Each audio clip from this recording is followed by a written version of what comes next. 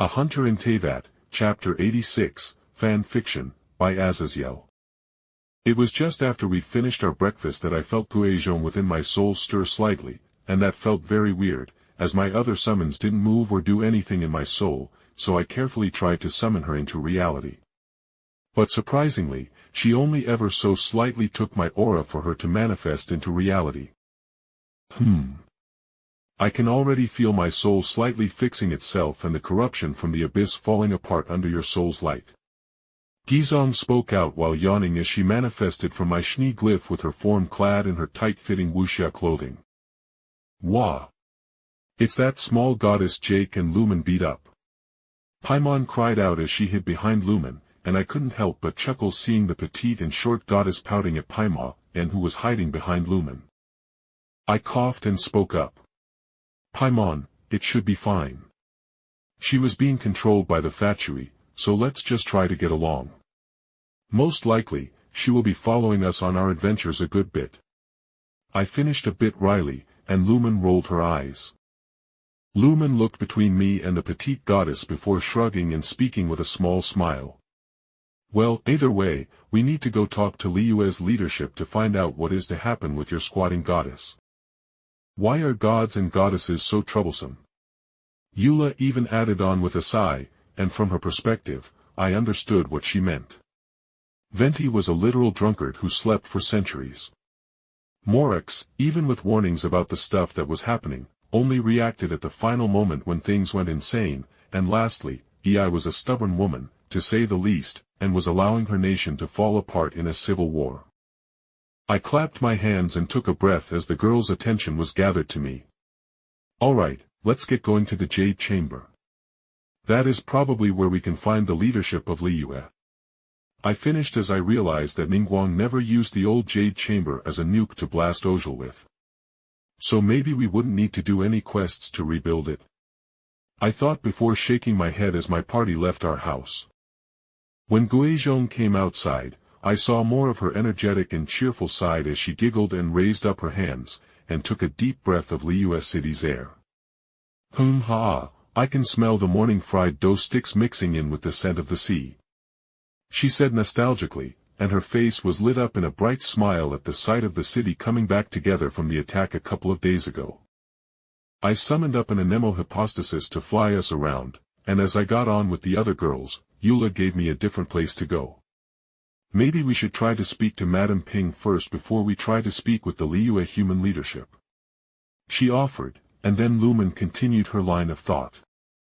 The Adepti likely have a better idea of what happened after Morax sealed away Azazyel and that weird toad dragon thing Azdaha, Lumen said spitefully as she still hadn't forgotten how the beast companion of the Geo god attempted to throw us into the damned abyss before he was resealed or killed. Guizhong frowned but didn't respond to Lumen's words as Morax's strongest companion during the Archon Wars did in fact betray Liyue, despite being driven insane by the world's erosion of his mind and soul. It was still a breach of the contracts he had with Morax. Oh, there is Madame Ping and Yanfei. Paimon called out as we flew over the terraces of the back half of Liyue, and we saw the salmon-pink hair of Yanfei standing beside the bold lady Madame Ping. Take us down, Jake. Paimon cried out excitedly, and I smiled a bit at her excitement as I made my flying summon come down closer to the clearing the two girls were in. For a moment, as we landed and my summon disappeared, there was a bit of tension as Madame Ping and Guizhong stared at one another, and Yanfei awkwardly made her way over and stood beside Eula as we watched the confrontation. You still have that annoying smug smile? Madame Ping said pointedly, and I heard a bit of spice in her voice that wasn't typically in her grandma-like demeanor. In response, Guizhong raised one of her oversized voluminous sleeves and covered up her face as she giggled with her eyes tightening on her once rival's frame. And depression and taking on a grandma's form doesn't fit you at all. She snapped back, making Madame Ping's face twitch before she snorted. Thankfully, the terrace we were on was completely emptied as she abruptly glowed with a pure white light for a couple of seconds, and then as the light disappeared, there was no longer a hunched-over lady.